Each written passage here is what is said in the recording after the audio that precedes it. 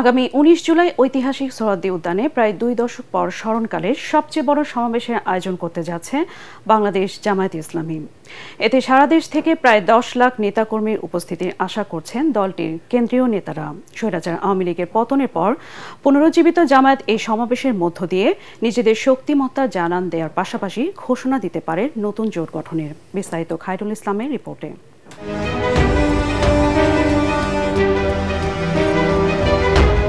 স্বাধীনতা বিরোধী ট্যাগ দিয়ে বিগত ১.৫ দশকেরও বেশি সময় ধরে বাংলাদেশের সবচেয়ে বড় ইসলামী দল জামায়াতের নেতাকর্মীদের ওপর দমন নিপীড়ন চালিয়ে কোণঠাসা করে রেখেছিল পতিত আওয়ামী লীগ সরকার।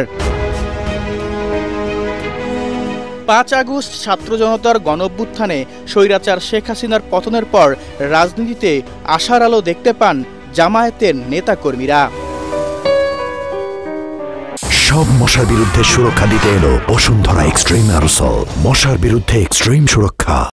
এরই মধ্যে সারা দেশে নেতাকর্মীদের সংগঠিত ও ইসলামী আদর্শের চমকপ্রদ নানা বক্তব্য বিবৃতি দিয়ে অনেকের মনে জায়গা করে নিয়েছেন দলটির আমির ডাক্তার শফিকুর রহমান। আল্লাহ যে হুকুমটা আমাদেরকে দিয়েছেন এই হুকুমটা আমরা মানব। আমরা সেই কোরআনের জন্য লড়াই করছি। এটা শুধু আমাদের একার দায়িত্ব নয়, মানুষ হিসাবে আমাদের সকলের দায়িত্ব। দীর্ঘদিন পর বাধাহীন মুক্ত পরিবেশে ছোটখাটো আয়োজন করলেও এবার ইতিহাসের সবচেয়ে বড় সমাবেশ ঘটানোর ঘোষণা দিয়েছে দলটি। আগামী শনিবার রাজধানীর ঐতিহাসিক সোহরাওয়ার্দী উদ্যানে ১০ লাখ মানুষের সমাগম ঘটিয়ে নিজেদের সাংগঠনিক শক্তিমত্তার জানান দিতে চান দলটির কেন্দ্রীয় নেতারা। লক্ষ লক্ষ জনতার সামনে এই প্রোগ্রামকে কোনো থ্রেটের পর্যায়ে নিয়ে যেতে পারবে এটা আমরা কোনোভাবেই এদেশের মানুষও মনে করে না, এবং প্রশাসনের সাথেও আমাদের যোগাযোগ আছে, আমাদের নিজস্ব তথ্য বিভাগ আছে, প্রশাসনের সংস্থা যারা আছেন তারাও আমাদেরকে আশ্বস্ত করেছেন। গোপালগঞ্জে এনসিবির সমাবেশে হামলা হলেও ঢাকায় নিরাপত্তার ঝুঁকি নেই বলে মনে করেন জামায়াতের ঢাকা মহানগর দক্ষিণের secretary general doctor Shafiqul Islam Masud.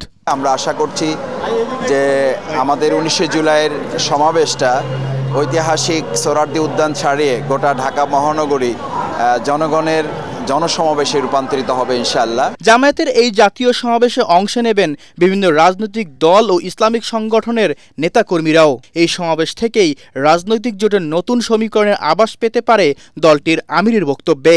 জাতীয় সমাবেশে দেশপ্রেমিক সকল রাজনৈতিক শক্তি, ইসলামী শক্তিকে আমরা আমন্ত্রণ জানিয়েছি এবং এই জাতীয় সমাবেশে আমাদের জাতীয় নেতৃবৃন্দ ইনশাআল্লাহ বক্তব্য রাখবেন। সমাবেশটি সফল করতে সোহরাওয়ার্দী উদ্যান ঘিরে ২০টি পয়েন্টে ৬,০০০ স্বেচ্ছাসেবক দায়িত্ব পালন করবেন। এই সমাবেশের সফলতা ও ইসলামী দলগুলোর সম্ভাব্য জোট গঠন দেশের রাজনীতিতে হতে পারে নতুন মেরুকরণ। রাজনৈতিক ময়দানে নির্বাচনকে নিরপেক্ষ করার প্রয়োজনে যে মাঠের সমতা প্রয়োজন, সে সমতা নেই। এজন্য আমরা লেভেল প্লেইং ফিল্ডকে নিশ্চিতকরণের দাবি আমরা এই সমাবেশ থেকে তুলব। খায়রুল ইসলাম, এটিএন বাংলা, ঢাকা।